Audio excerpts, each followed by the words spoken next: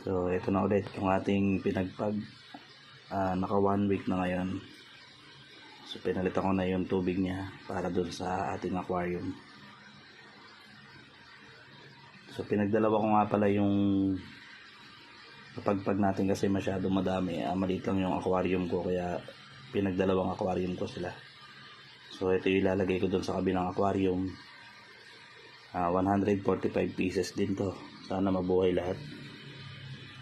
So yun yung ano natin, railings natin. So naka 1 week na siya. Ito na yung ipapakain natin sa kanya, yung crayfish pre-starter ng Aqua Ray Farm. So yun yung pinapakain ko sa aking mga railings pag naka 1 week na. Siyempre kakalipat lang natin. Hindi ko muna siya agad papakainin, siguro bukas na, para hindi manibago yung temperature nila dun sa tubig.